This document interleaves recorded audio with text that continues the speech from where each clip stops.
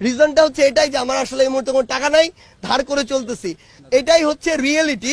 রাজনীতির একই প্ল্যাটফর্মে অবস্থান করে একজন প্রশ্ন করেছেন আর আরেকজন তড়িৎ উত্তর দিয়ে জনগণের কৌতূহল মিটিয়েছেন। গণতন্ত্র আর রাজনীতির সৌন্দর্য যেন এখানেই। প্রশ্ন করা কিংবা উত্তর ওঠাই স্বাভাবিক, তবে প্রশ্নের গ্রহণযোগ্য উত্তর দেয়া যেমন সাহসের কাজ, তেমনি গণতন্ত্রের সৌন্দর্যকেও যেন তা ফুটিয়ে তোলে। নিজ দলের সহকর্মী ও তার কার্যক্রমকে প্রশ্ন করার রীতি বাংলার রাজনীতিতে দেখা না গেলেও তরুণদের নব্য গঠিত দল জাতীয় নাগরিক পার্টিতে এবার তাই দেখা গেল। সামাজিক যোগাযোগ মাধ্যমে এবার বিতর্কে লিপ্ত হলেন জাতীয় নাগরিক পার্টি বা এনসিপির মুখ্য সংগঠক সার্জিস আলম এবং একই দলের জ্যেষ্ঠ যুগ্ম সদস্য সচিব ডাক্তার তাসনিম জারা। বাংলাদেশের দোদুল্যমান রাজনীতিতে নতুন করে দোল দিল জাতীয় নাগরিক পার্টি বা এনসিপির জ্যেষ্ঠ যুগ্ম সদস্য সচিব ডাক্তার তাসনিম জারা। 25শে মার্চ মঙ্গলবার সন্ধ্যায় নিজের ভেরিফাইড ফেসবুক অ্যাকাউন্ট থেকে তিনি একটি পোস্টে সার্জিস আলমের সমালোচনা করে শতাধিক গাড়ি নিয়ে শোডাউনের অর্থ ও উৎস নিয়ে প্রশ্ন তুলেছেন। একই রাজনৈতিক দলে থেকেও সার্জিসের গাড়ির বহর আর অর্থের উৎস নিয়ে প্রশ্ন করায় মুহূর্তেই তার পোস্টটি ভাইরাল হয়। গত এক সপ্তাহে এনসিপির নেতাদের মধ্যে সমন্বয়হীনতা আর একে অন্যের সমালোচনা করাকে নেটিজেনদের একদল নেতিবাচক দৃষ্টিকোণ থেকে দেখলেও আরেক দল মনে করছেন এটাই গণতন্ত্রের সৌন্দর্য। নিজেদের সমালোচনায় আগে করা উচিত, তারপর অন্যদের, এমন মন্তব্য করেছেন কেউ কেউ। সার্জিস আলমকে উদ্দেশ্য করে তাসনিম জারা তার পোস্টে লিখেছেন, সম্প্রতি তোমার নিজ জেলায় শতাধিক গাড়ির একটি বড় বহর নিয়ে প্রবেশ করায় জনগণের মনে যৌক্তিকভাবেই কিছু প্রশ্ন তৈরি হয়েছে। তুমি কিছুদিন আগেই প্রকাশ্যে বলেছিলে, আমার আসলে এই মুহূর্তে কোনো টাকা নেই, ধার করে চলতেছি। এইটাই হচ্ছে রিয়ালিটি। আমার পকেটে মানি ব্যাগও নেই। তোমার এই সাদাসিধে জীবনযাত্রার কথা আমাদেরকে অভিভূত করেছিল এবং জনগণের কাছে আমাদের সংগ্রামকে আরো গ্রহণযোগ্য করেছে।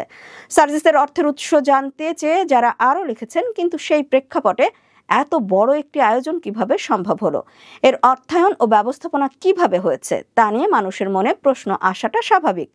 আমাদের দল স্বচ্ছতা, সততা ও জবাবদিহিতার ভিত্তিতে একটি নতুন রাজনৈতিক সংস্কৃতি গড়ে তোলার যে প্রতিশ্রুতি দিয়েছে, সে জায়গা থেকে এসব প্রশ্নের স্পষ্ট ও নির্ভরযোগ্য উত্তর দেওয়া আমাদের সবারই দায়িত্ব। আমি আশা করি বিষয়টি তুমি আন্তরিকতার সাথে বিবেচনা করবে এবং জনগণের সামনে একটি গ্রহণযোগ্য ও পরিষ্কার ব্যাখ্যা তুলে ধরবে। এতে জনগণের কাছে দলের ভাবমূর্তি আরো শক্তিশালী হবে বলেই আমার বিশ্বাস। নিজ এলাকা পঞ্চগড়ের আটোয়ারিতে শতাধিক গাড়ির বহন নিয়ে যাওয়ায় বেশ আলোচনা সমালোচনার মুখে পড়েছেন জাতীয় নাগরিক পার্টির উত্তরাঞ্চলের মুখ্য সংগঠক সার্জিস আলম। বিষয়টি নিয়ে প্রশ্ন তোলেন এনসিপির যুগ্ম সদস্য সচিব ডাক্তার তাসনিম জারা। এবার সেই প্রশ্নের উত্তর দিলেন সার্জিস আলম। মঙ্গলবার রাতে এ নিয়ে নিজের ভেরিফাইড ফেসবুক অ্যাকাউন্টে একটি পোস্ট দেন সার্জিস আলম। নিজের ভেরিফাইড ফেসবুক অ্যাকাউন্ট থেকে তাসনিম জারা সার্জিস আলমের সমালোচনা করে শতাধিক গাড়ি নিয়ে শোডাউনের অর্থ ও উৎস নিয়ে প্রশ্ন তুলেছিলেন। সেই গাড়ি বহরের অর্থায়নের ব্যাখ্যা দিয়েই নিজের ভেরিফাইড ফেসবুক অ্যাকাউন্ট থেকে পোস্ট দিয়েছেন সার্জিস আলমও। তাসনিম জারাকে ধন্যবাদ দিয়ে সার্জিস আলম লিখেছেন, প্রথমত আমাদের চিন্তা, চেতনা, ধ্যান ধারণা থেকে সবার আগে যে বিষয়টি বাদ দিতে হবে তা হলো একজন নতুন করে জাতীয় রাজনীতিতে এসেছে মানেই তার পরিবার সহায় সম্বলহীন, অসহায়, নিঃস্ব না। তিনি আরও লিখেছেন, আমার এলাকায় ফেরার সময় এত গাড়ি, এত মানুষ তাদের আকাঙ্ক্ষা এবং ভালোবাসা নিয়ে আমার জন্য অপেক্ষা করবে এবং আমাকে সঙ্গ দিবে, এটা আমিও কল্পনা করিনি। সার্জিস লিখেছেন, আমার পরিবার, আত্মীয় স্বজন, বন্ধু বান্ধব এবং জেলার অনেক শুভাকাঙ্ক্ষী তাদের ব্যক্তিগত উদ্যোগে অর্ধেকের বেশি গাড়ি নিয়ে গিয়েছিলেন, যেগুলোর ব্যয় আমাদের বহন করতে হয়নি।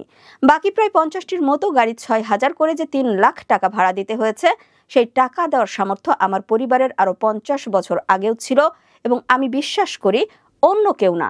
শুধু আমার দাদা আমার জন্য যতটুকু রেখে গিয়েছেন সেটা দিয়ে আমি আমার ইলেকশনও করে ফেলতে পারবো। একই সংগঠনের দুই নেতার বাক বিতণ্ডায় সামাজিক যোগাযোগ মাধ্যম বেশ সরগরম। সাধারণ জনগণ হাজার হাজার কমেন্ট করেছেন। কেউ একে গণতন্ত্র চর্চা বলে আখ্যা দিয়েছেন, আবার কেউ পার্টির অভ্যন্তরীণ দ্বন্দ্বের দিকেও ইঙ্গিত করেছেন। আবার অনেকেই পরামর্শ দিয়েছেন পার্টির অভ্যন্তরীণ বিষয় এভাবে ফেসবুকে পোস্ট না দিয়ে পার্টির অভ্যন্তরীণ বৈঠকে আলোচনা করতে।